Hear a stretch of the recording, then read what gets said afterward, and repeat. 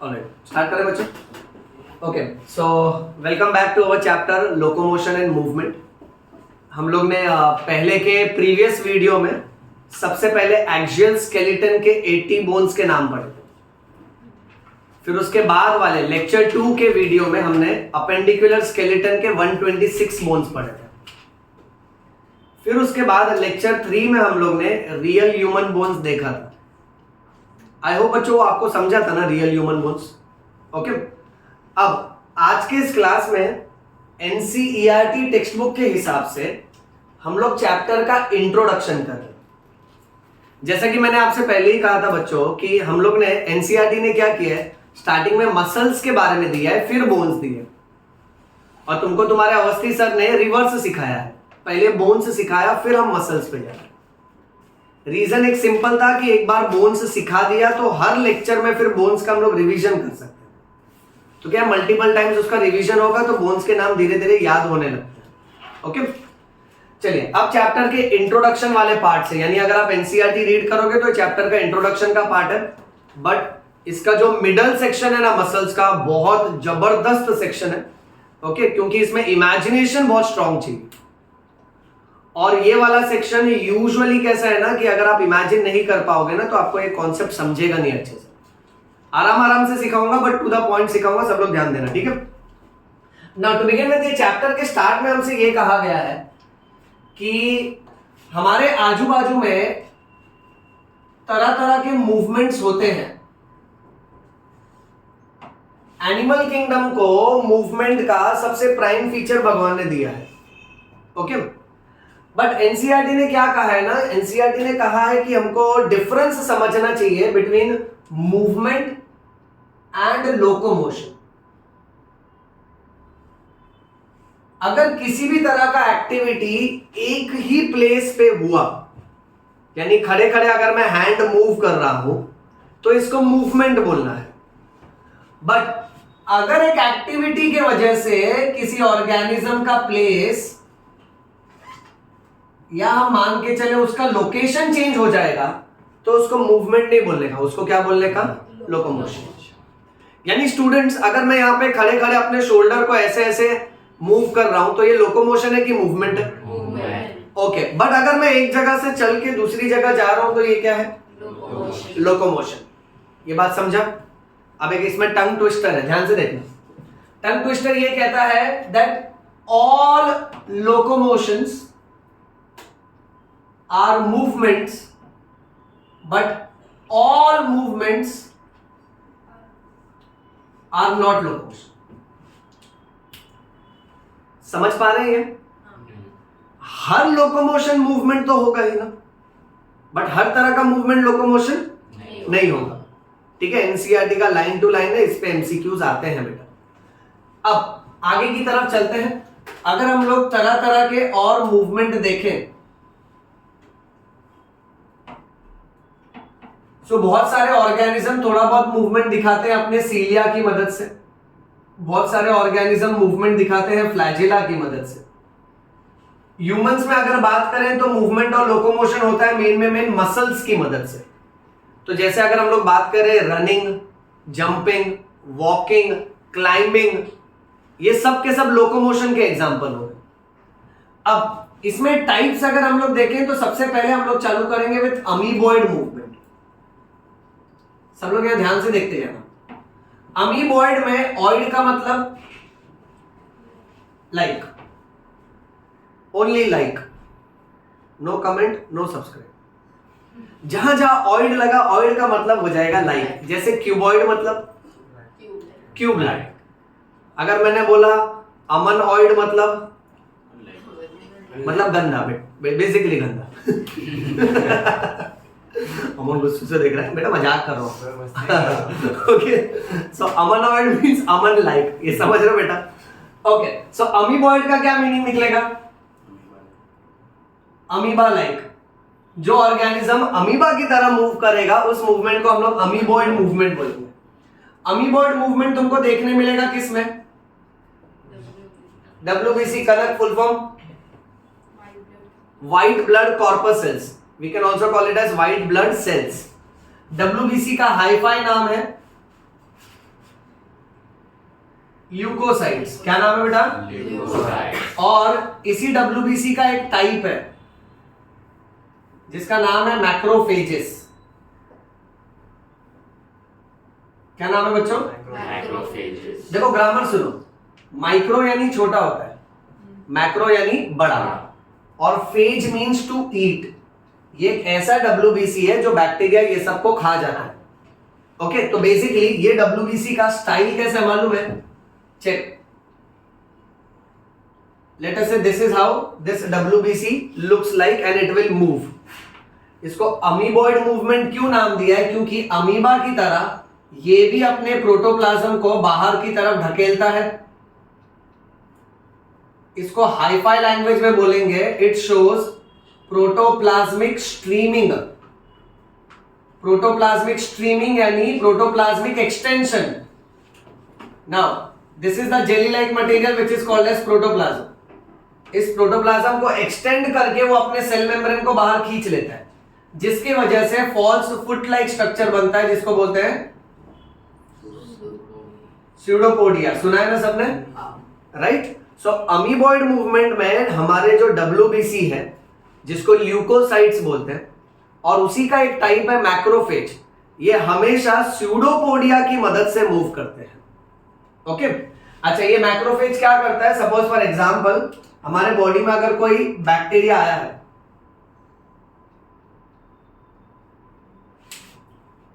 One second, अगर body में मान लेते हैं कोई बैक्टीरिया है, let's say suppose for example यहां पर एक बैक्टीरिया, तो ये क्या करेगा मालूम है? अपने स्यूडोपोडिया को एक्सटेंड करेगा और बैक्टीरिया को अपने अंदर ले लेगा और फिर उसको तरह तरह के केमिकल्स से मार देगा। तो अगर हम लोग इसको माइक्रोस्कोप में देखें तो ऐसा लगता है कि ये डब्ल्यूबीसी उस बैक्टीरिया को खा गया, इसलिए फेज आता है। फेज और फैगो या तो ईसोफेगस, ये सब का मीनिंग होता है टू ईट। ओके चलिए आगे बढ़ते हैं। Next type of movement is called as ciliary movement. Ciliary movement में जो भी मूवमेंट होगा वो किसकी मदद से होगा? Cilia. Cilia are which structure बेटा? Hair like structure. अब इसका सबसे कॉमन एग्जांपल है बच्चों पैरामीशियम। अगर आप पैरामीशियम के सेल को देखते हो तो पैरामीशियम में ऐसे बहुत सारे हेयर लाइक स्ट्रक्चर होते हैं जिसको सीलिया बोलते हैं। अब इसी सीलिया की मदद से पैरामीशियम क्या करता है ना, धीरे धीरे वाइब्रेशन प्रोड्यूस कर करके अपने खाने को, जैसे मान लेते हैं पानी में अगर कुछ तैर रहा है तो हम लोग पानी को डिस्प्लेस कर करके या तो उसको दूर भेज सकते हैं या तो अपने पास भेज सकते हैं। ओके, तो ये ना सीलिया की मदद से बीट कर करके, वाइब्रेट कर करके खाने को अपने माउथ तक ले आता है। अब इसका जो बक्कल कैविटी है ना, उसके अंदर एक ट्यूब लाइक स्ट्रक्चर होता है। इस ट्यूब लाइक स्ट्रक्चर को बोलते हैं साइटोफैरिंग्स। क्या कहते हैं बेटा इसको? हाँ, तो इसके पास जो ट्यूब लाइक स्ट्रक्चर है उसको साइटोफैरिंग्स कहते हैं। सो सीलिया की मदद से ये पैरामीशियम अपने फूड को ऑब्टेन कर सकता है और इसी सीलिया की मदद से ये पैरामीशियम वाइब्रेट कर करके लोकोमोशन यानी मूवमेंट प्रोड्यूस कर सकता है बेटा। ऐसा ही सीलिएटेड एपिथेलियम अगर तुम याद करोगे तो हमारे रेस्पिरेटरी पाइप में है, दैट इज ए ट्रैकिया बेटा। और अगर तुमको एपिथेलियम याद है तो सीलिएटेड एपिथेलियम फेलोपियन ट्यूब में भी है बेटा।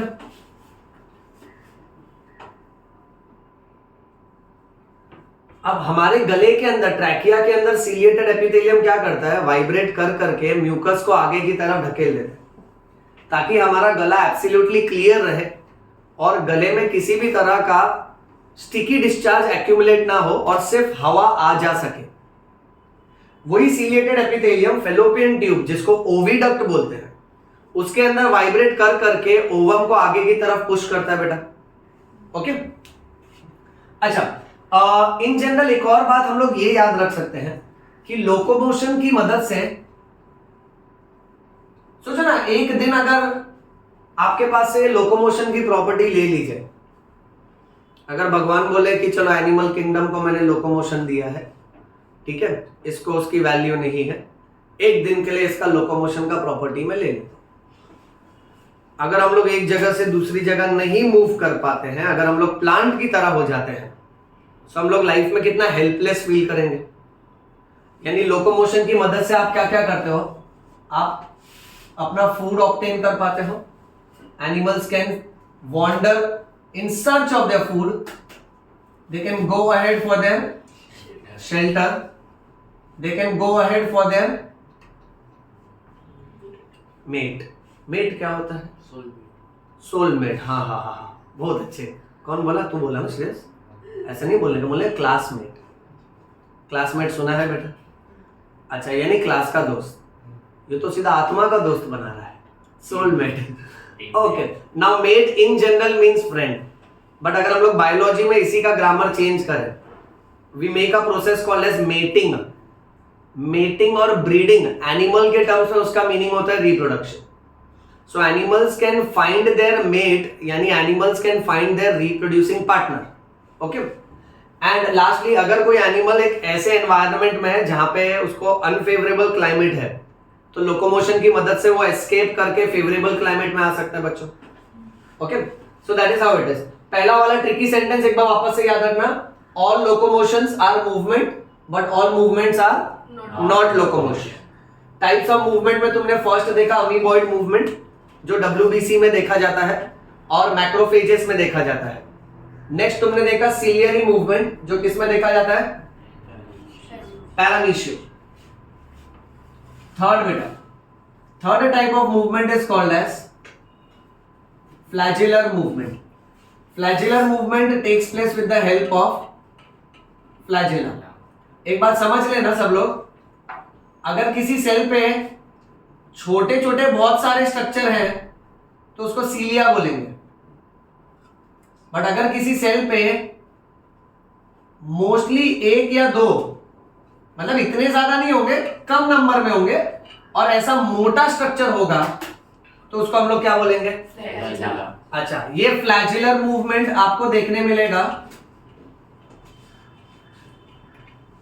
स्पर्म वाले सेल्स के अंदर, स्पर्मेटोसाइट्स, जिसको आप शॉर्ट फॉर्म में स्पर्म बोल सकते हो। Now let's say suppose for example, इसको देखो बच्चों ध्यान से, क्या है ये? स्पर्म ना? किसी को रॉकेट तो नहीं लग रहा ना बेटा? उड़ा देगा ना? ओके, अब स्पर्म में फ्लैजिला कहां पर है? हेड में है, बॉडी में है, टेल में है? करेक्ट, तो इसका टेल वाला पार्ट फ्लैजिलर है। अच्छा, इसके मदद से क्या करेगा? किस तरह का मूवमेंट?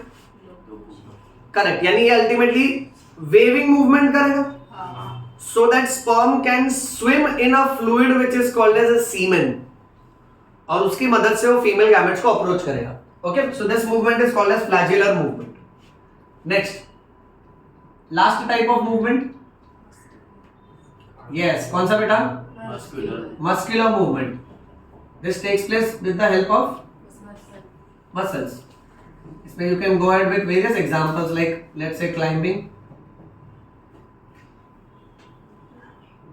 Walking, running etcetera. इतना समझा सबको? ओके, अब ये सब में से ओके, आइडियली ह्यूमंस में मस्कुलर मूवमेंट देखा जाता है, इसलिए है ना चैप्टर मेन में यहां से कंटिन्यू होता है कि अब हम लोग मसल्स के बारे में ज्यादा डिटेल में पढ़ेंगे। ओके, अब उसके क्लासिफिकेशन से चालू करते हैं। पहले टिश्यूज वाले चैप्टर में हमने देखा था कि मसल्स के बेसिकली 3 अलग अलग टाइप है।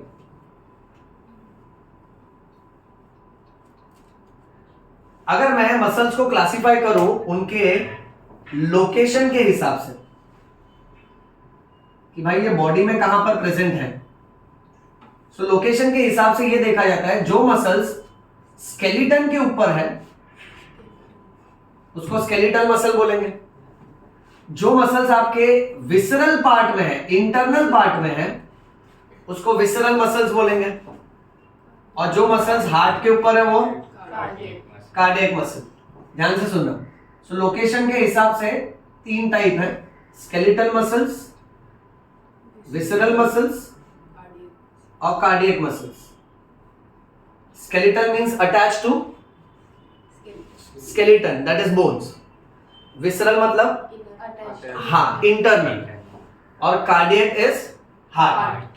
अब यही मसल्स को अगर हम लोग उसके अपीयरेंस के हिसाब से नेमिंग दें,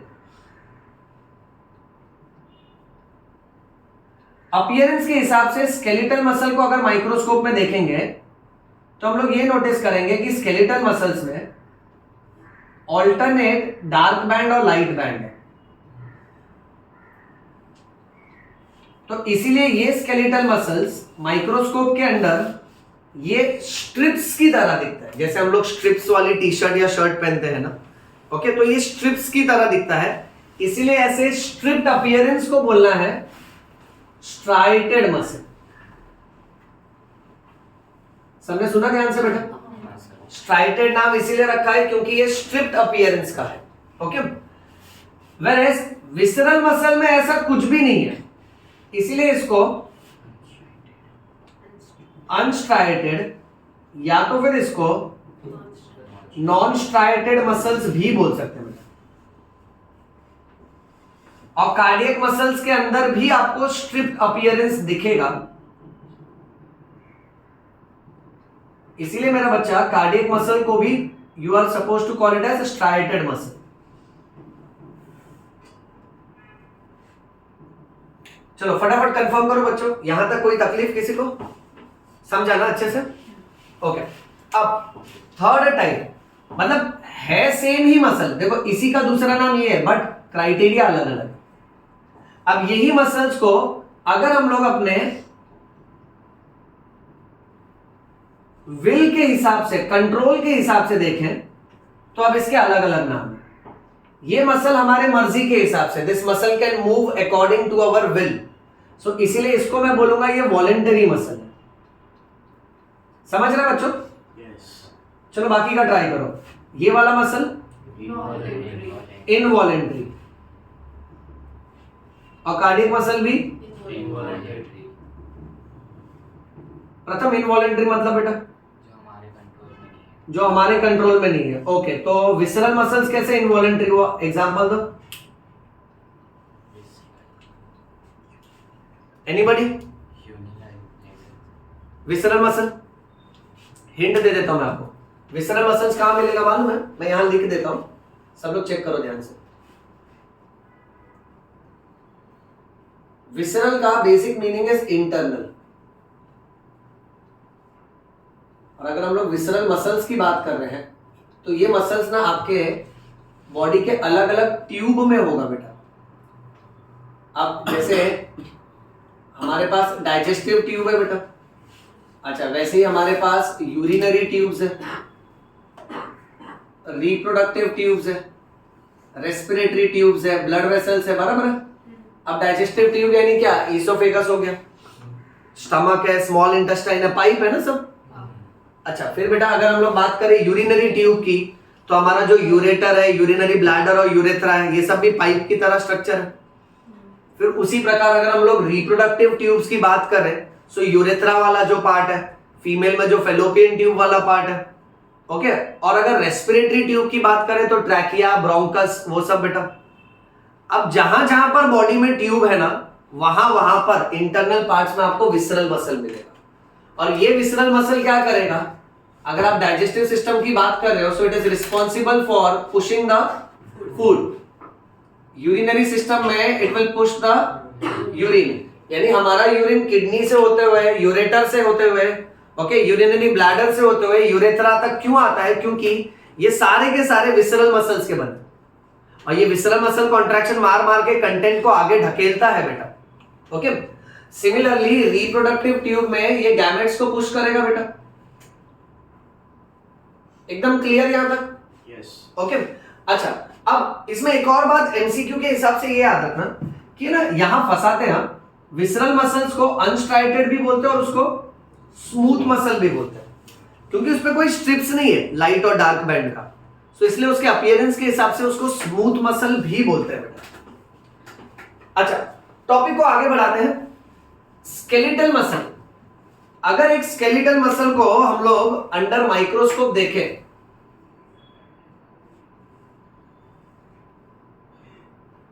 ध्यान से सुनना, अगर स्केलेटल मसल को अंडर माइक्रोस्कोप देखते हैं तो ये उसके फाइबर्स हैं। मान लेते हैं 2 फाइबर ड्रॉ किया हमने। सेम बेटा अगर आप विसरल मसल्स को माइक्रोस्कोप में देखते हो तो आप कुछ ऐसा नोटिस करोगे, ये 2 उसके फाइबर है बेटा। एंड अगर आप कार्डियक मसल को देखते हो so you will find fibres like this. Let us से ये 3 फाइबर्स हैं। हाँ जी, याद है क्या अलग है इसमें? सब फाइबर्स एक दूसरे से कनेक्टेड है ना। चलो अब आधे से ज्यादा पॉइंट लिखने की जरूरत नहीं है, देखकर ही समझना चाहिए। पहले तो हम लोग ये देख सकते हैं कि स्केलेटल मसल में सारे के सारे फाइबर्स सिलिंड्रिकल शेप के। कार्डियक में भी सेम है बच्चों, बट यहां पे मैं इसको बोलूंगा स्पिंडल शेप। श्रेयस क्यों ये स्पिंडल शेप है बेटा? क्योंकि वो लीफ की तरह है। ओके नहीं, लीफ की तरह नहीं बोलेंगे बेटा, लीफ ऐसा हो जाएगा ना, लीफ सिर्फ नीचे से ब्रॉड है और एक ही एंड से नैरो होता है। स्पिंडल शेप मिडल से ब्रॉड होता है और दोनों एंड से नैरो होता है, इसलिए ऐसे शेप को स्पेसिफिकली हम लोग बोलेंगे स्पिंडल शेप। ओके अच्छा, स्पिंडल शेप के लिए हम लोग एक और वर्ड यूज कर सकते हैं, इसको फ्यूजिफॉर्म शेप भी बोलते हैं। एनिमल किंगडम मछलियों में तुमने पढ़ा है स्ट्रीमलाइंड बॉडी, तो इसको स्ट्रीमलाइंड भी बोल सकते हैं। ये तीनों भी सेम होता है बच्चों, परेशान नहीं होने का। ओके नेक्स्ट, इसमें यूनिन्यूक्लिएटेड कंडीशन है कि मल्टी न्यूक्लिएटेड है? एक के अंदर चेक करो।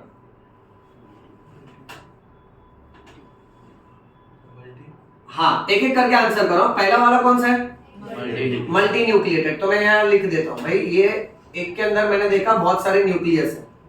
ये वाला यूनिन्यूक्लिएटेड और लास्ट वाला मल्टी न्यूक्लिएटेड। अब ना एक बहुत इंपॉर्टेंट एमसीक्यू बताता हूं, ध्यान से सुनना। ऐसा मल्टी न्यूक्लिएटेड कंडीशन जहां बहुत सारा न्यूक्लियस है और सबका साइटोप्लाज्म कॉमन है, इसको सिंसीटियम बोलते हैं। सिंसीटियम का simple meaning is multi nucleated condition. इतना समझा? अच्छा नेक्स्ट, इसका न्यूक्लियस कॉर्नर पे है, तो मैं ये बोल सकता हूं कि इसके पास पेरिफेरल न्यूक्लियस है बेटा, राइट? अच्छा, यहां न्यूक्लियस एकदम सेंटर में है बेटा, और यहां भी न्यूक्लियस एकदम सेंटर में है ना। सो ये दोनों का सेंट्रल न्यूक्लियस और इसका पेरिफेरल न्यूक्लियस। सो देखो हम लोग ने एकदम शॉर्ट में ना मसल्स के टाइप्स रिवाइज कर लिए बेटा। इतना समझा सबको अच्छे से? ओके और इतना याद रखना है कि हर मसल जो है ना वो नर्वस सिस्टम के कंट्रोल में रहता है। अभी छोटा सा एक कंटेंट और है, फिर नेक्स्ट प्रेजेंटेशन पे जाएंगे बेटा। नेक्स्ट प्रेजेंटेशन और उसके बाद वाला प्रेजेंटेशन बहुत हाई लेवल का बच्चों। ये टॉपिक जस्ट वार्म अप के पॉइंट ऑफ व्यू स्टार्ट हो रहा है। अब इसमें से हम लोग को बाकी किसी मसल से ज्यादा लेना देना नहीं। ओके थोड़ा एक्स्ट्रा पॉइंट याद रखना है। तो टिश्यूज वाले चैप्टर में हमने पढ़ा था कि कार्डियक मसल के पास प्रॉपर्टी होती है नॉन फटीगेबिलिटी। नॉन फटीगेबिलिटी यानी कार्डियक मसल कभी भी थकता नहीं है। क्या हार्ट मसल कभी थकता है क्या बेटा? देखो अगर मैं खड़ा हूं तो मेरे पैर के मसल दुखने लगेंगे, ये सब स्केलेटल मसल है। और स्केलेटल मसल जब भी थकता है तो उसके अंदर लैक्टिक एसिड बनता है। क्या बनता है? ये मैंने तुमको सिखाया, that is anaerobic respiration. But क्या हार्ट का मसल तुमसे कह सकता है कि मैं संडे है छुट्टी ले लूं क्या? क्यों? हाँ मर जाएगा, ये सीधा ऐसे रूढ़ भाषा बात करता है। तुमने अच्छा बोला, हमारी छुट्टी हो जाएगी। क्या मर जाएगा बेटा? बैड लैंग्वेज ना बोलो, फोटो दीवार पर आएगा। ओके सो कितना कमाल का ना, हार्ट मसल्स कॉन्स्टेंटली बीट कर रहा है। हम लोग सो भी जाता है तो फिर भी वो बीट कर रहा है। अगर वो छुट्टी ले लेगा तो हम लोग परमानेंटली सो जाएगा बेटा। सो ये प्रॉपर्टी है उसकी नॉन फटीगेबिलिटी की। अच्छा दूसरी जरूरी बात, कार्डियक मसल में बीच बीच में डिस्क होता है, उसको बोलते हैं इंटरकैलेटेड डिस्क। अगर ऐसा एमसीक्यू आया ना कि भाई इंटरकैलेटेड डिस्क आप कौन से मसल में देखोगे, तो सब लोग याद रखना कार्डियक मसल। ऐसा भी क्वेश्चन आता है कि कौन से मसल में फाइबर्स एक दूसरे से कनेक्टेड है, ब्रांचिंग, तो वो भी कार्डियक मसल। ओके, अच्छा अब नेक्स्ट पार्ट के लिए बच्चों थोड़ा इमेजिन करते हैं। Let's say suppose for example मुझे 6 पेन दो ना बेटा, 6 पेन या पेंसिल भी चलेगा।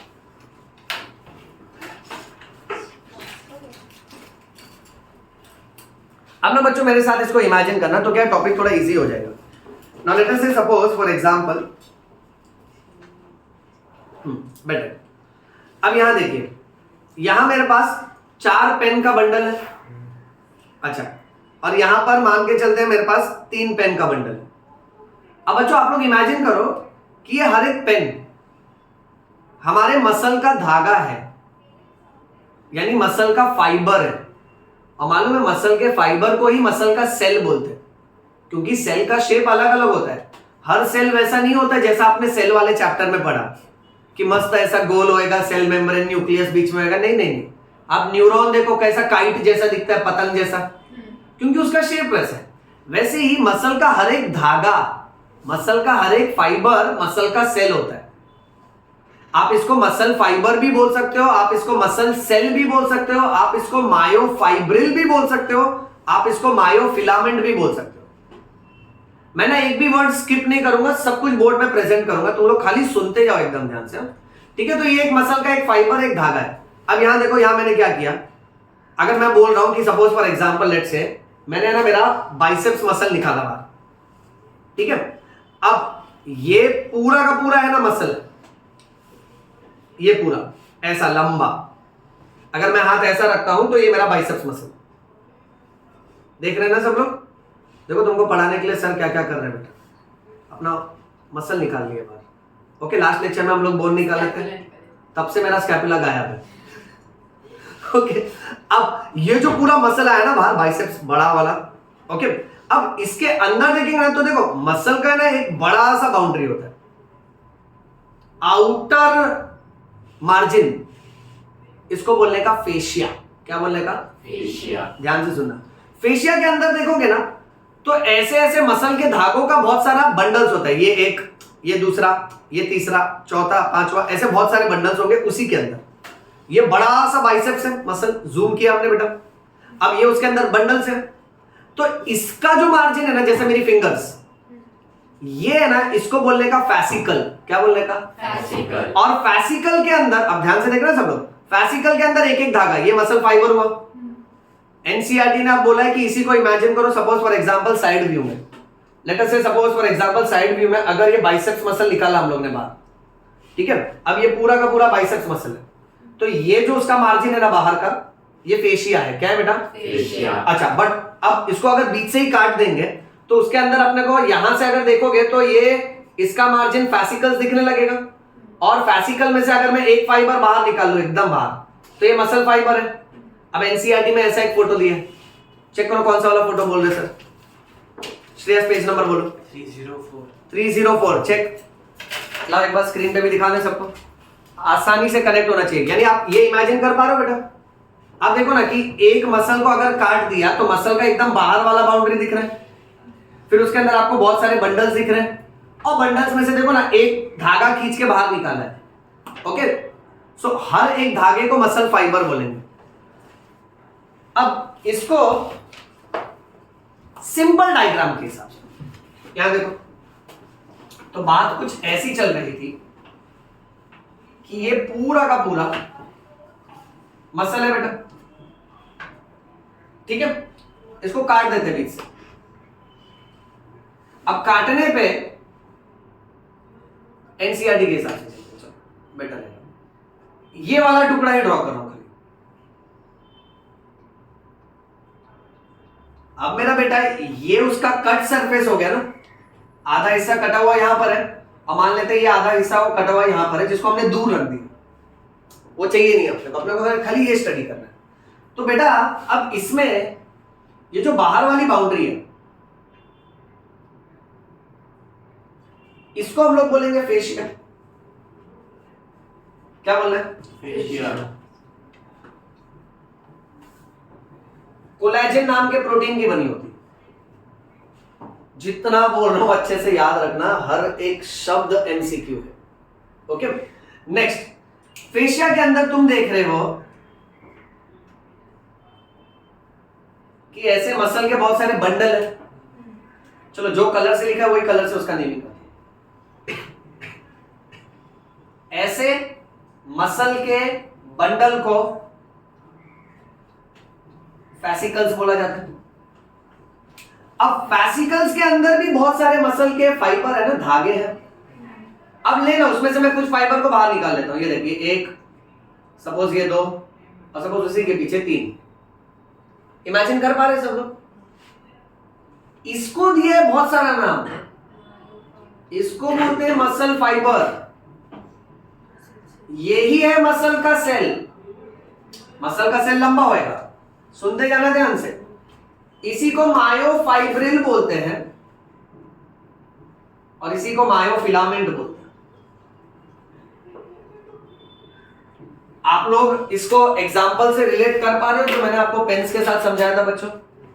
ठीक है, लेट्स से सपोज ये पेन को मैं दो बंचेस में बांट देता हूं। तुम एक मसल को सामने से, ये पूरा मसल है, मैंने बीच से काट दिया इसको। अब बीच से काट दिया तो दो टुकड़े हो गए। तो तुम कटा हुआ सरफेस देख रहे हो, कटे हुए सरफेस में तुमको मार्जिन दिख रहा है, उसको फेशिया बोलेंगे। फेशिया के अंदर ये बंडल, ये दूसरा बंडल, ये तीसरा बंडल, ये हर एक बंडल को फैसिकल बोलेंगे। और फैसिकल के अंदर जो धागे हैं उसको मैं बाहर निकाल लेता हूं। तो ये सब के सब अल्टीमेटली क्या हो गए? ये मसल फाइबर हो गए।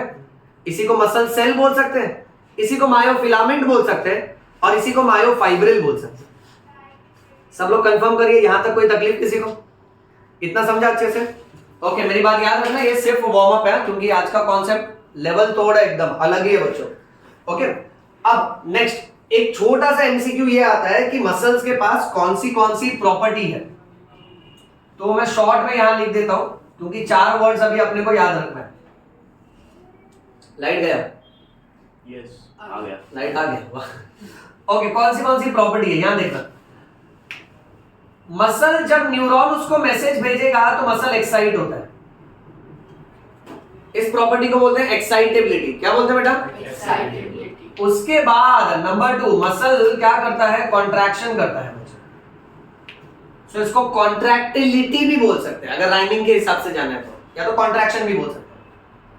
थर्ड, मसल्स अगर चाहे तो लेंथ में लंबा और छोटा हो सकता है। क्या बोलूं उसको?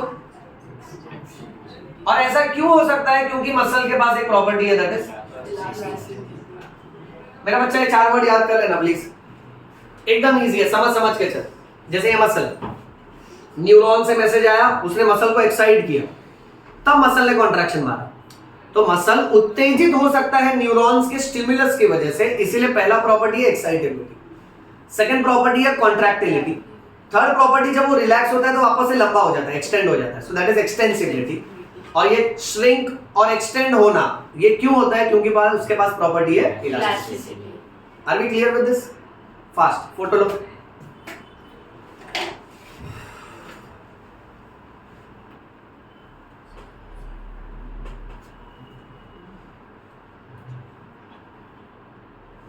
एनसीईआरटी है ना सबके पास? बंद कर दो। हो गया। हाँ, एनसीईआरटी ओपन करके रखा हूं, क्योंकि अभी आने वाला जो नेक्स्ट अब 2 पार्ट है ना, ओके, थोड़ा सा कॉम्प्लेक्स है बच्चों।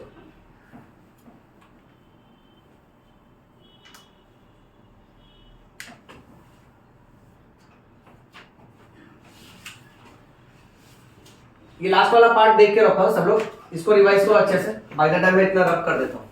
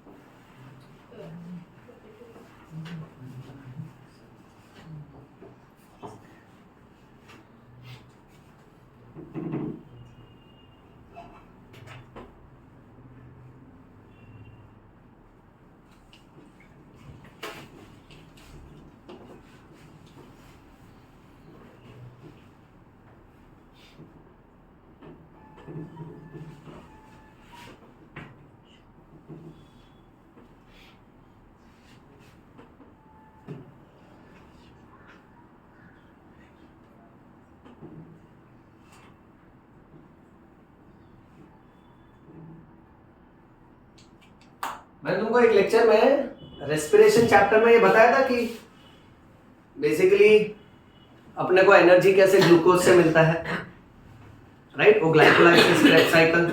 ओके, अगर ये वाला पार्ट एकदम अच्छे से तुमको समझा ना तो हम लोग उसको लिंक करेंगे रेस्पिरेशन वाले पार्ट के साथ। ओके, इसको पहले ध्यान से सेपरेटली पढ़ लो अभी मेरे साथ, और फिर लास्ट में मैं तुमको लिंक करवाता हूँ तो तुमको पता चलेगा एक चैप्टर कैसे दूसरे चैप्टर से लिंक होता है, ताकि हमारे बॉडी का कॉन्सेप्ट कितना अलग तरीके से एकदम सुपर काम करता है।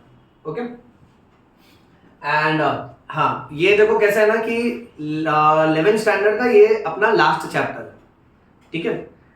इसके बाद जो एमसीक्यू के सेक्शंस चल रहे हैं उसमें रेगुलरली एमसीक्यू सॉल्विंग करने का सबको स्ट्रिक्टली। ओके, जब जब जो जो होमवर्क दिया जाए उसको रेगुलरली फॉलो अप करना। और थियरी लेक्चर्स में है ना, कमिंग लेक्चर्स में हम लोग सर्कुलेशन चैप्टर स्टार्ट करेंगे which is related to heart, high blood pressure, ECG.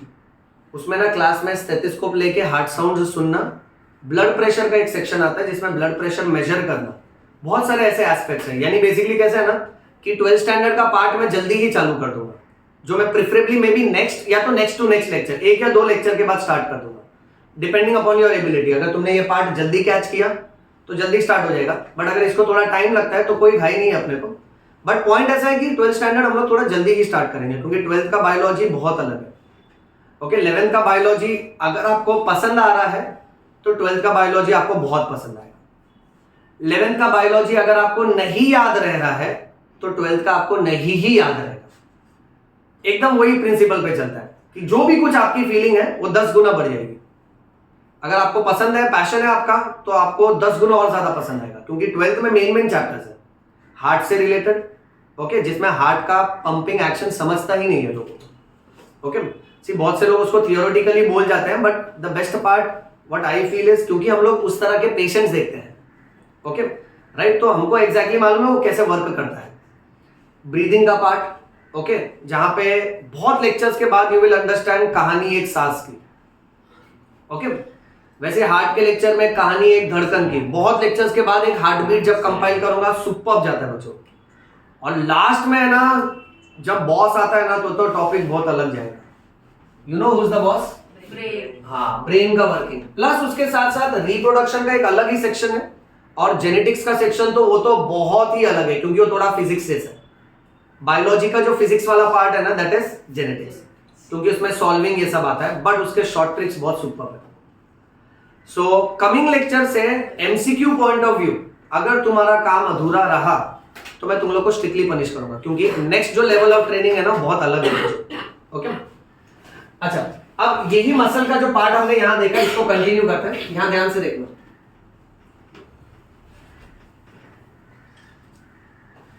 एक मसल के धागे को बाहर निकाल के हम लोग जूम करके स्टडी करते हैं, ठीक है?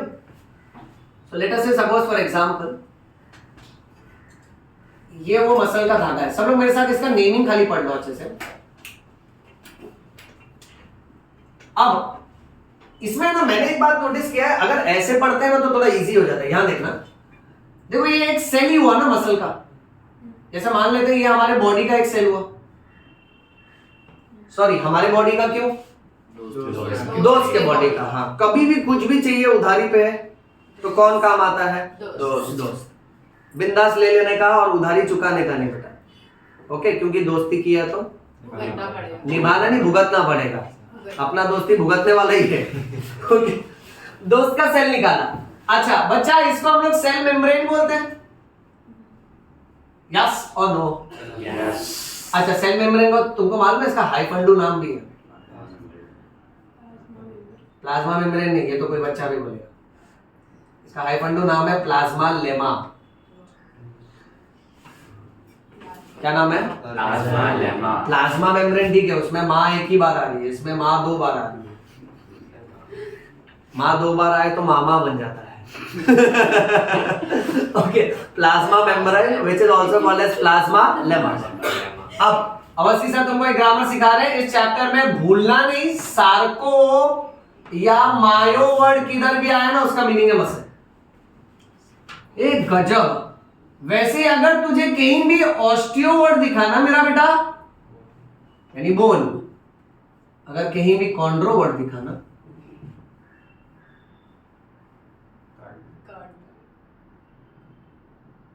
कार्टिलेज, समझ रहे हो क्या है वो? कार्टिलेज, कार्टिलेज नहीं, कारलेज है।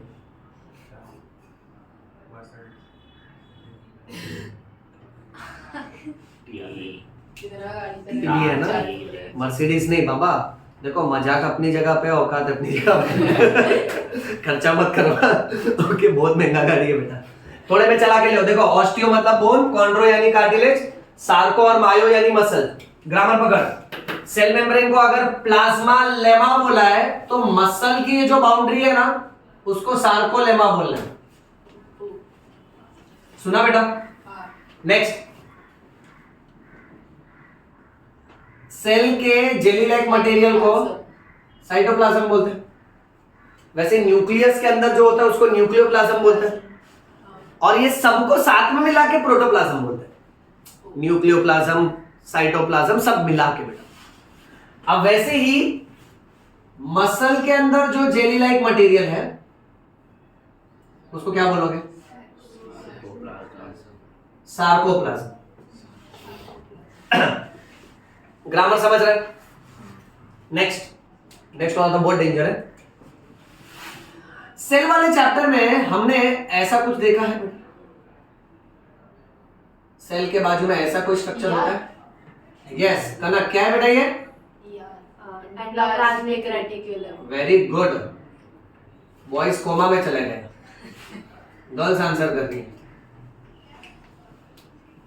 बॉयज बोले सर हम मौका दे रहे हो, बोल लेने दो, खुश हो जाने दो, है ना बॉयज? ए चुप रहो। हाँ, चाहे कुछ भी हो मैं हमेशा तुम्हारी तरफ हूँ बेटा। समझ रहे हो? Okay, ER stands for endoplasmic reticulum. तो जैसे सेल के अंदर एंडोप्लाज्मिक रेटिकुलम होता है वैसे ही मेरा बेटा मसल के अंदर जो एंडोप्लाज्मिक रेटिकुलम है इसको बोलते हैं सार्कोप्लाज्मिक रेटिकुलम। तुमने एक बात देखा बेटा, खाली सार्को लग गया सब में। Yes. अब इसको डायरेक्ट पढ़ते हैं ना तो बहुत कंफ्यूजिंग लगता है और दिमाग से भी निकल जाता है। कंपेयर करते जाना। सेल मेम्ब्रेन को प्लाज्मा लेमा बोला तो भाई मसल के मेम्ब्रेन को सार्कोलेमा। सेल के जेली लाइक मटेरियल को साइटोप्लाज्म बोला तो मसल का सार्कोप्लाज्म। सेल के अंदर एंडोप्लाज्मिक रेटिकुलम तो मसल के अंदर सार्कोप्लाज्मिक रेटिकुलम। एक लाइन लिखता हूं, very important.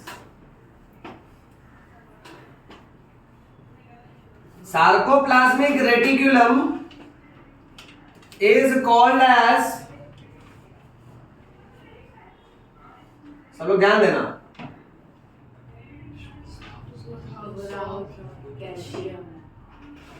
Store house of calcium, VVIP। Aman, VVIP मतलब इधर very very important what? Point. Very very important point. Very important person वो वाला VIP नहीं, हाँ, अपना पॉइंट और पैराग्राफ। ओके, ये ना MCQ में हर बुक में मिलेगा तुमको। NCERT ने इसको बहुत हल्के से डाल दिया है पैराग्राफ में, ये सोच के कि घास में सुई कौन ढूंढेगा। ओके, बट हम लोग घास में सुई तो क्या, सुई के ऊपर लगा हुआ कचरा भी ढूंढ लेंगे। Okay, sarcoplasmic reticulum is called as storehouse of calcium, meaning muscle में जितना भी कैल्शियम भरा है वो किसके अंदर भरा है? Sarcoplasmic reticulum. इतना समझा? ओके, अब यहां पे हमारा वार्म अप खत्म हुआ। हाँ, ध्यान दे देना सब लोग। अब जो नेक्स्ट पार्ट कराऊंगा वो इससे एक लेवल ऊपर है और उसके बाद वाला पार्ट उससे ऊपर है। ठीक है, तो ध्यान देना सब लोग। अमन ध्यान देना बेटा। अमन सोच रहा सर ये वार्म अप था, मेरा तो इधर ही दिमाग खत्म हो गया। नहीं हाँ, हार नहीं मानने का। ओके, अवस्थी सर का स्टूडेंट है बेटा। चलो यहाँ ध्यान दो, मैं हार जाऊं चलेगा, मैं हार मान लूं वो गलत है, नहीं चलेगा। अंडरस्टैंड? एफर्ट्स डालो लाइफ में, कभी भी कोई भी चीज फेस करो, हार जाओ चलेगा। Failure will teach you a lot, but समय से पहले, रिजल्ट से पहले, कंपटीशन से पहले हार मान लेना वो नहीं चलना चाहिए। Extremely important. ओके, तो यहां पे हमारा वार्म अप खत्म हो गया बच्चों। अब अगर हम लोग ये मसल के धागे को जूम करके काफी डिटेल में देखते हैं, मैं यहां ड्रॉ कर रहा हूं, सब लोग ध्यान से देखना बेटा। और जो जो थियरी रहेगा ना वो आजू बाजू में फिलअप कर दूंगा बेटा। तो ये एक मसल का फाइबर है, इसके 4 नाम है, बताओ क्या क्या? Myofibril. Myofibril, Muscle muscle cell, myofilament और मसल फाइबर। वेरी गुड, चारों नाम गर्ल्स ने बोला। बॉयज बॉयज बोल रहे, सब गर्ल्स वैसे भी बहुत बोलती है। अच्छा anyway, girls very good, boys फिर भी मैं तुम्हारी तरफ हूं, तुम टेंशन मत लो। ओके, अब ये मसल फाइबर को काफी जूम कर दिया है। सुनो ध्यान से, अभी पेन वाला जो एग्जांपल देख रहे थे ना कि भाई मसल के अंदर तो ऐसे जैसे झाड़ू में कैसे बहुत सारी कांडियां होती हैं, वैसी मसल के अंदर बहुत सारे फाइबर्स हैं। एक फाइबर निकाला, साइड में रखा एकदम और उसको जूम किया बेटा। अब ये देखा जाता है कि मसल के अंदर ऑल्टरनेट लाइट और डार्क बैंड होता है। हर एक मसल फाइबर के अंदर, अभी सब लोग ध्यान देना यहां पे, alternate light and dark band है। मजा नहीं है। हर मसल फाइबर के अंदर ऑल्टरनेट लाइट और डार्क बैंड। कुछ अलग हो गया क्या? नहीं ना, स्पेलिंग सेम ही है ना, बट फिर भी सर ऐसा कीड़ा करते रहते हैं। श्रेयस तुमको हंसी आ रही है, सर में कीड़े हैं क्या बेटा? नहीं, बिल्कुल भी नहीं, चुप रहो। अब यहां देखो, यहां ट्रिक है। यस, कनक पहचान जाती है। अच्छा बच्चा, एमसीक्यू यहां बनता है, मसल में आप कभी भी लाइट बैंड देखोगे ना, लाइट बैंड का दूसरा नाम है आई बैंड, जहां पे आई का फुल फॉर्म है आइसोट्रोपिक, और डार्क बैंड का दूसरा नाम है ए बैंड। ए का फुल फॉर्म है एन आइसोट्रोपिक। अब अगर यही मसल फाइबर को छोटा सा इमेजिन किया जाए, यहां देखो बेटा, तो कुछ ऐसा सीन है। ये डार्क बैंड, तो देखो ना, पहले लाइट बैंड आया, फिर डार्क बैंड आया, फिर लाइट बैंड आया। ओके, वैसे यहां पे इमेजिन करते थोड़ा मोटा करके, ये पूरा का पूरा लाइट बैंड है बेटा, इतना, ठीक है। अच्छा, बीच वाला इमेजिन करते, ये वाला कौन सा है बेटा? Dark. ये डार्क बैंड, और फिर वापस कौन सा आया? Light. Light band. बच्चों ये पढ़ते पढ़ते अपने को ये भी पढ़ना पड़ता है, लाइट बैंड का दूसरा नाम है आई बैंड और डार्क बैंड का दूसरा नाम है ए बैंड। ध्यान से सुनो, आई का फुल फॉर्म है आइसोट्रोपिक और ए का फुल फॉर्म है एन आइसोट्रोपिक। देखो ये कैसा है, मान लेते हैं अगर मेरे पास एक पट्टी है जिसमें कांच का टुकड़ा, लकड़े का टुकड़ा, फिर कांच का टुकड़ा और लकड़े का टुकड़ा, ऐसा ऑल्टरनेट है। तो अगर मैं फिजिक्स के हिसाब से बोलूं तो कांच के टुकड़े में से लाइट आर पार चले जाएगा, तो हम लोग फिजिक्स के हिसाब से बोलेंगे ट्रांसपेरेंट है। लकड़े वाला जो टुकड़ा है उसको ओपेक बोलेंगे, क्योंकि उसमें से लाइट आर पार नहीं जा सकता। अब आप ये इमेजिन करो, ये पूरी पट्टी हमारी मसल है।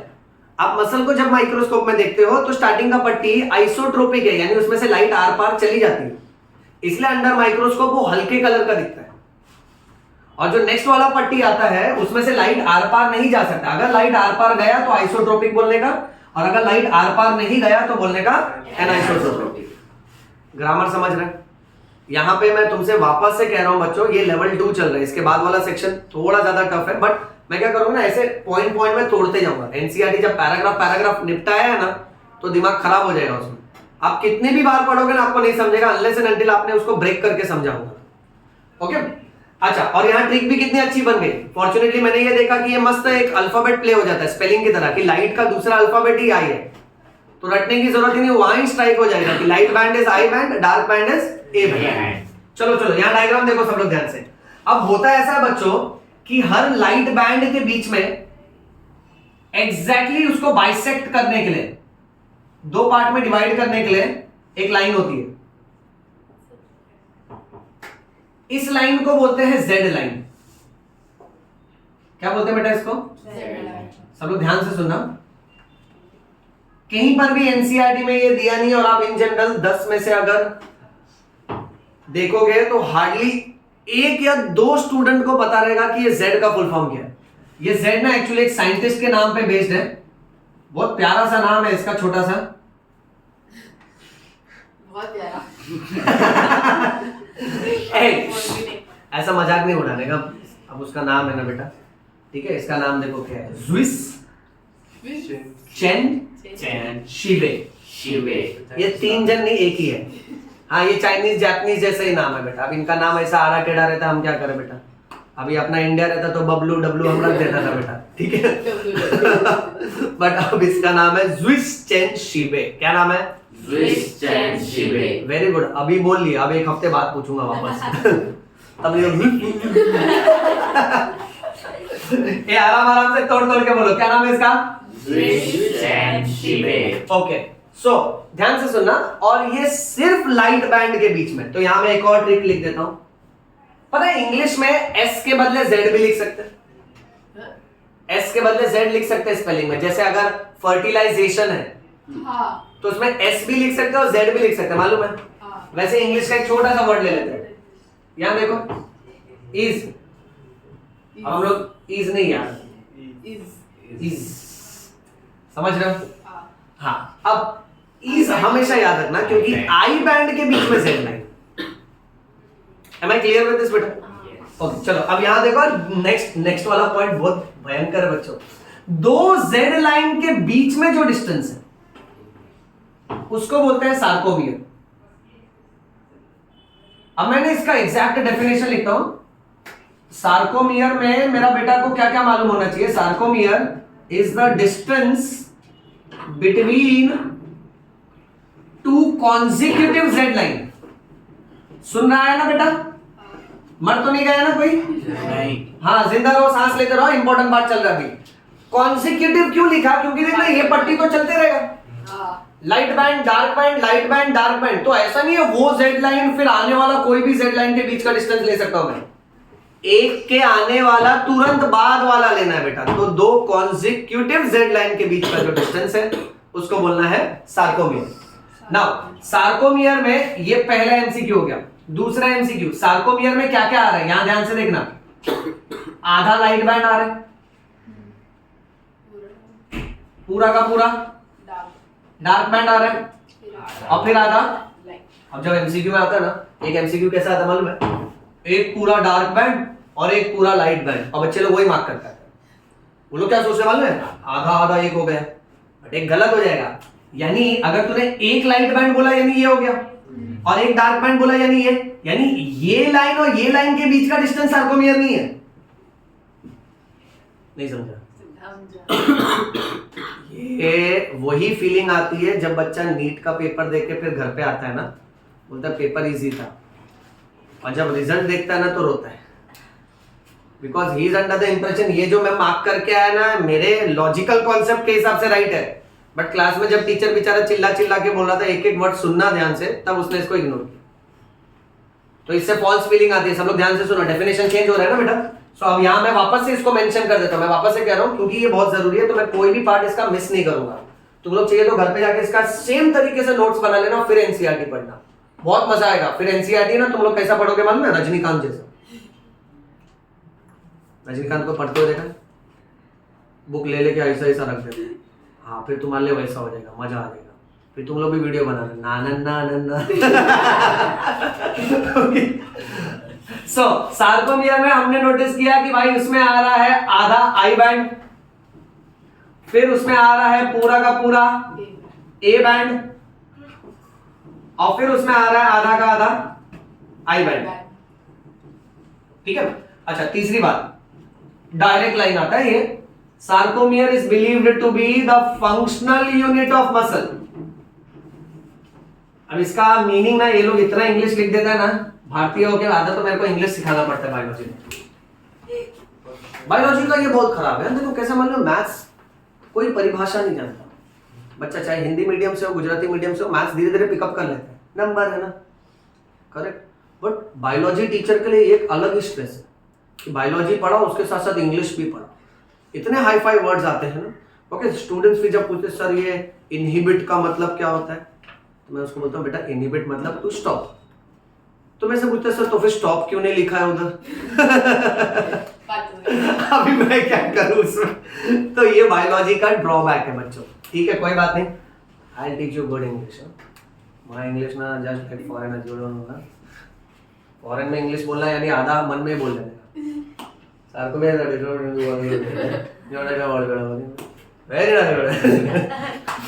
Functional unit of muscle. जैसे अगर तुमने स्कूल सेक्शन में पढ़ा है cell is the structural and functional unit of life,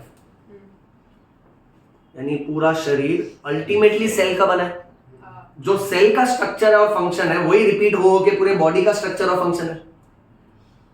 अगर मैं बोलूं ये कमरा अल्टीमेटली ब्रिक्स का बना है, तो मैं घुमा के ऐसे भी बोल सकता हूं brick is the structural unit of this building, यानी ब्रिक का जो स्ट्रक्चर है ना वही रिपीट हो के पूरा बिल्डिंग का स्ट्रक्चर बना है, समझे।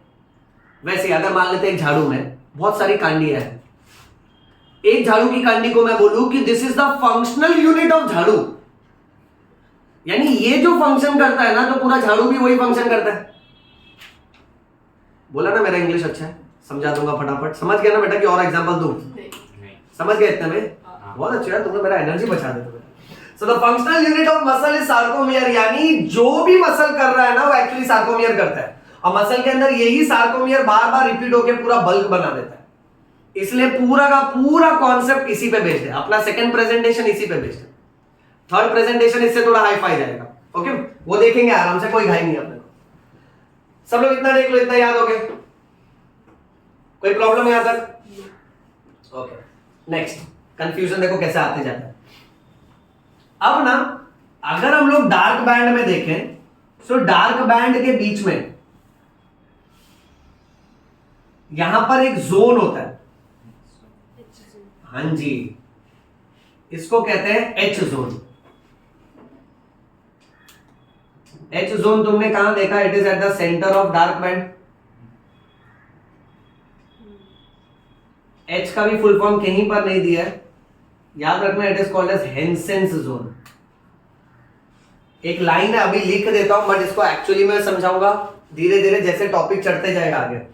एच जोन को माना जाता है कि it is that area of thick filament which is not overlapped by thin filament.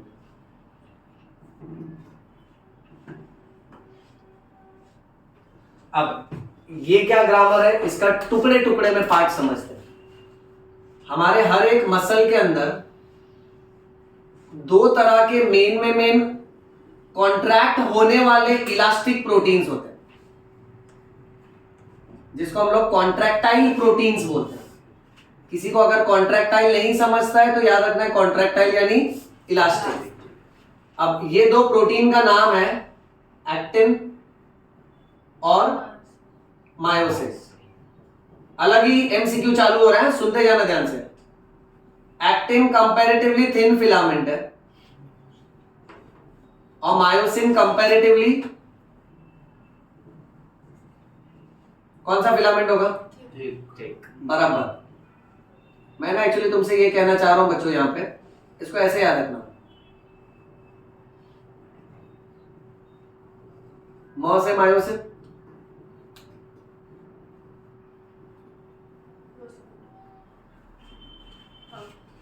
म से मोटा। सो मायोसिन थिक है। अब ये अलग ट्रिक चल रही है, वो लाइट बैंड डार्क बैंड वो अलग याद रखो। लाइट बैंड का नाम आई बैंड, डार्क बैंड का नाम ए बैंड।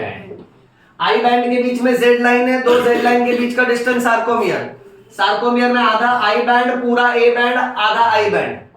फिर डार्क बैंड के बीच में भी जोन है एच जोन। फिर हमने एच जोन में देखा कि उसमें थिन और थिक फिलामेंट का कुछ तो भी है, तो हम लोग उसके डिटेलिंग में चले गए कि पता चला मसल के अंदर दो तरह के पतले पतले धागे और रहते हैं इसके अंदर, जिसको एक्टिन और मायोसिन बोलते हैं। एक्टिन कंपैरेटिवली पतला फिलामेंट और मायोसिन कंपैरेटिवली मोटा फिलामेंट है। नेक्स्ट, इधर कंफ्यूजन खत्म नहीं होता है। एक्टिन तुमको मोस्टली देखने मिलेगा कौन से बैंड में? Light band. अब इसको मैं ऐसे याद रखता हूं, एक और ट्रिक बता देता हूं। थिन है, वर्ड प्ले है, ग्रामर। अच्छा, थिन है यानी हल्का है ना, बट ये वजन के हिसाब से लाइट बैंड नाम नहीं रखा है, वो तो लाइट आर पार जा रहा है कि नहीं उसके हिसाब से, बट हम लोग वर्ड प्ले कर रहे हैं, समझ रहे हो ना, कि आपको एक्टिन मिलेगा लाइट बैंड में, तो ऐसे याद रखना कि एक्टिन थिन था ना तो तुमको लाइट बैंड में मिलेगा। ओके, मायोसिन तुमको ज्यादातर किस में मिलेगा? डार्क बैंड में। और इधर वो नॉलेज लगाना पड़ेगा, ऑप्शन में लाइट बैंड नहीं आया तो आई बैंड आएगा, आई नहीं आया तो आइसोट्रोपिक आएगा। एकदम चल रहा है सिस्टमैटिक, इतना समझा सबको? ओके, अब कैसा होता है मालूम है, ये एक्टिन और मायोसिन कैसे ना, मान लेते हैं मायोसिन थिक और ये एक्टिन थिन, तो ये ना एक दूसरे के ऊपर ओवरलैप करते हैं, ऐसे ओवरलैप करते हैं ना तब जाके मसल कॉन्ट्रैक्ट होता है, फिर ओवरलैप से हट जाते हैं ना तब जाके मसल रिलैक्स करता है। ऐसा मैकेनिज्म है, बट हलवा नहीं है, उसका पूरा मैकेनिज्म बहुत डिटेल है, शॉर्ट में बता रहा हूं। तो ये एक्टिन, ये जो पतला वाला है, ये मायोसिन के ऊपर स्लाइड होके आता है। अब मान लेते हैं सपोज फॉर एग्जांपल ऐसा रखा है मैंने, यहां देखो, तो मायोसिन का इतना पार्ट एक्टिन के द्वारा ओवरलैप हो गया ना, बट इसका इतना पार्ट एक्टिन के द्वारा ओवरलैप नहीं हो रहा है, तो इतना सारा पार्ट अगर देखेंगे ना, वो एच जोन बनाता है। वही डेफिनेशन लिखा है सर ने नीचे, it is a area of thick filament which is not overlapped by thin filament. इतना समझा? ओके, लास्ट पॉइंट, फिर लेवल 2 खत्म हो रहा है। एच जोन के बीच में एक और लाइन होती है, इसको एम लाइन बोलते हैं।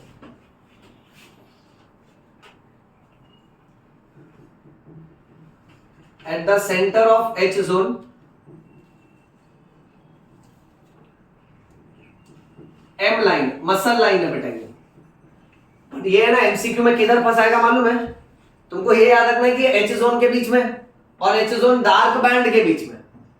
बच्चे क्या है ना, वो जब ऑप्शन में डार्क लाइट ऐसा सब आ जाता है ना, परेशान होने लगते हैं। कोई भी ऑप्शन तो ऐसा भी आएगा कि भाई ये एच जोन कौन से बैंड में देखा जाता है? Light band, dark band, anisotropic band और बोथ बी एंड सी। तो आपको वो भी स्ट्राइक करना पड़ेगा कि भाई डार्क और एनाइसोट्रोपिक सेम होता है, तो दोनों आंसर आएगा। इतना समझे? चलो ठीक है, सो यहां पे लेवल 2 खत्म हो गया। अब चलते हैं लेवल 3 की तरफ। लेवल 3 का स्टार्टिंग वाला पार्ट थोड़ा सा इजी है, और उसका जो टफ वाला पार्ट है ना, वो सिर्फ इस पे चलेगा। पूरा कॉन्सेप्ट सिर्फ और सिर्फ एक्टिन और मायोसिन पे बेस्ड होगा। ओके, बट पहले उसका जो इजी वाला पार्ट है ना, वो खत्म कर लेते हैं। सब लोग यहां देखना, अगर हम लोग स्केलेटल मसल्स की बात करें तो एनसीईआरटी टेक्स्ट बुक हमको ये समझा रहा है कि स्केलेटल मसल्स के अपीयरेंस के हिसाब से इनके भी 2 टाइप होते हैं। यानी यहां देखना सब लोग ध्यान से बेटा, कुछ मसल्स को रेड मसल्स बोलते हैं और कुछ मसल्स को पेल मसल्स बोलते हैं। See as per English pale colour यानी डार्क होगा कि लाइट होगा? हाँ, अब इसी पे कॉन्सेप्ट है नेक्स्ट, यानी जो अपने बॉडी के अलग अलग मसल्स हैं, जैसे बाइसेप्स, ट्राइसेप्स, सो इसके कोई फाइबर ओके बहुत डार्क कलर के दिखते हैं, ब्राइट रेड कलर के, और कुछ बहुत हल्के रेड कलर के दिखते हैं, इसलिए उसको पेल मसल्स बोलते हैं। रीजन लिख देते हैं, डार्क कलर का अपीयरेंस, लाइट कलर का अपीयरेंस। अभी ये जो मैं एकदम सिस्टमैटिक लिख रहा हूं ना, ऐसे आराम से याद होएगा, बट टेक्स्ट बुक में स्कैटर्ड जगह पे मिलेगा, इधर उधर। ध्यान से देखो, अब इसमें बात ऐसी है बच्चों, ये मसल्स को रेड इसीलिए बोला है क्योंकि इन मसल्स के अंदर मायोग्लोबिन नाम का प्रोटीन बहुत ज्यादा होता है, और इनमें मायोग्लोबिन नाम का प्रोटीन बहुत कम होता है। अब मेरा बेटा इसको लेके परेशान मत हो, तू ऐसे याद रख, तुझे हीमोग्लोबिन मालूम है? अपना ब्लड रेड कलर का दिखता है क्योंकि उसमें हीमोग्लोबिन है। हीमोग्लोबिन ऑक्सीजन कैरियर है, ए छोड़ा, हीमोग्लोबिन ऑक्सीजन कैरियर है, ध्यान दे रहे हो ना, सीधे बैठो। हीमोग्लोबिन ऑक्सीजन कैरियर है। अच्छा, अब पॉइंट ऐसा है, वो क्या करता है, ऑक्सीजन को एक पार्ट से दूसरे पार्ट में कैरी करता है बेटा। वैसे ही हीमोग्लोबिन क्या करेगा, पूरे बॉडी को ऑक्सीजन बांटता है। मसल के पास मान लो उसके पास अपना डिलीवरी बॉय अलग है, उसके पास स्पेशल ऑक्सीजन कैरियर है जिसका नाम है मायोग्लोबिन। तुम समझ रहे हो? जैसे मान लेते हैं suppose for example, let's say एक पोस्टमैन, वो सबके लेटर्स डिलीवर करता है, बट हमने हमारे लेटर के लिए एक अलग ही बंदे को रखा है। तो मसल ने ऑक्सीजन उस तक पहुंचाने के लिए अलग ही प्रोटीन को रखा है जिसका नाम है मायोग्लोबिन। कितना सिंपल जा रहा है, हीमोग्लोबिन की वजह से ब्लड रेड कलर का होता है, तो मायोग्लोबिन की वजह से मसल रेड कलर का होगा। तो जिसके पास मायोग्लोबिन ज्यादा वो डार्क कलर का, रेड कलर का, मायोग्लोबिन कम तो पेल कलर का। अच्छा सुनो सुनो, कहानी यहीं से लिंक हो रही है बेटा। अब अगर इसके पास मायोग्लोबिन ज्यादा है तो दिमाग में एक बात तो चल गई होगी ना कि इसको ऑक्सीजन ज्यादा मिलेगा और इसको ऑक्सीजन कम मिलेगा। क्या एनसीईआरटी घुमाता है मालूम है, ये पॉइंट लिखता ही नहीं है, सीधा बोलता है इसका दूसरा नाम है एरोबिक मसल। अब बोल देता है इसका नाम है, अब डेफिनेटली एनारोबिक होगा ना, इसलिए तो ऑक्सीजन नहीं चाहिए इसको, क्योंकि बिना ऑक्सीजन के भी गुजारा हो रहा है इसका बेटा। अच्छा भाई, अगर ये एरोबिक है तो एक बात तो है कि इस मसल के हर एक सेल के अंदर क्या ज्यादा होगा, करेक्ट, क्योंकि ऑक्सीजन को खर्चा तो माइटोकॉन्ड्रिया ही करता है ना, powerhouse of cell. Glucose को तोड़ने के लिए, एरोबिक रेस्पिरेशन के लिए माइटोकॉन्ड्रिया चाहिए, इसमें माइटोकॉन्ड्रिया कंपैरेटिवली कम होगा बेटा। बट अब भगवान ने सब कुछ इसको कम नहीं दिया, इसको एक अच्छी बात भी दी है, अलग कलर से लिखता हूं।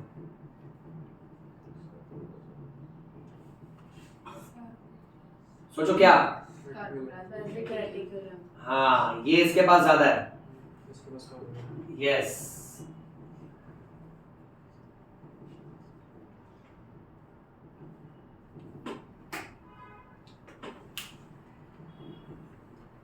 उप्स, उल्टा, सार्कोप्लाज्मिक रेटिकुलम इसके पास कम है। तुमको सार्कोप्लाज्मिक रेटिकुलम का टाइटल याद है क्या? जैसे हम माइटोकॉन्ड्रिया को पावर हाउस ऑफ सेल बोलते हैं, तो आज हमने क्या पढ़ा, सार्कोप्लाज्मिक रेटिकुलम क्या है, store house of calcium, VVIP बोला था ना अमन, व्हाट इज वीवीआईपी बेटा? very important point. हाँ, very important point. Okay, so sarcoplasmic reticulum is called as a storehouse of calcium. Muscle का जितना भी कैल्शियम है वो सार्कोप्लाज्मिक रेटिकुलम के अंदर भरा होता है। ओके, चलो तो यहाँ पे मेजर पार्ट हो गया। अब लेवल 3 में एक्टिन और मायोसिन का डिटेलिंग है। ओके, आप लोग फिलहाल इसको एक बार देखो और रिवाइज करो। स्टेस इसका फोटो क्लिक करो बेटा।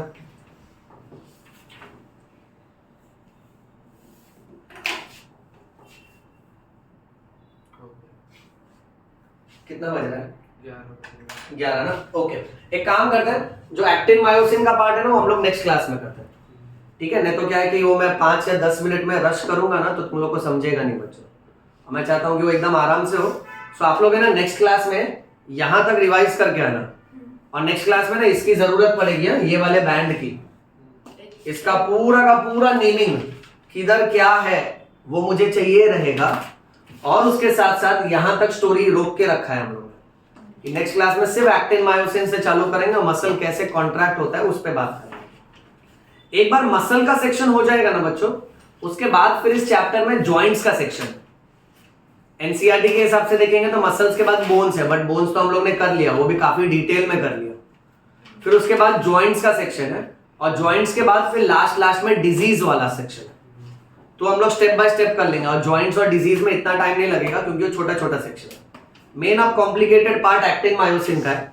एक टाइटल देकर ये लेक्चर एंड करता हूं, मैकेनिज्म ऑफ मसल कॉन्ट्रैक्शन। यानी भाई अगर मैंने ये हाथ ये मसल ऐसे भी कॉन्ट्रैक्ट किया तो उसका मैकेनिज्म क्या है ना वो अगले क्लास में पढ़ेंगे। और उस मैकेनिज्म को हक्सली ने डिस्क्राइब किया था। थॉमस हक्सली नाम का साइंटिस्ट था, और उसने देखा कि मसल कॉन्ट्रैक्शन में एक्टिन ना मायोसिन के ऊपर स्लाइड करता है, इसलिए उसने उसका नाम रख दिया स्लाइडिंग फिलामेंट थियरी। तो बेसिकली नेक्स्ट लेक्चर में we are going to study about sliding filament theory. ये समझा सबको? अच्छा, नाउ होमवर्क के लिए, okay, you all will find out which muscle is the longest muscle in human body,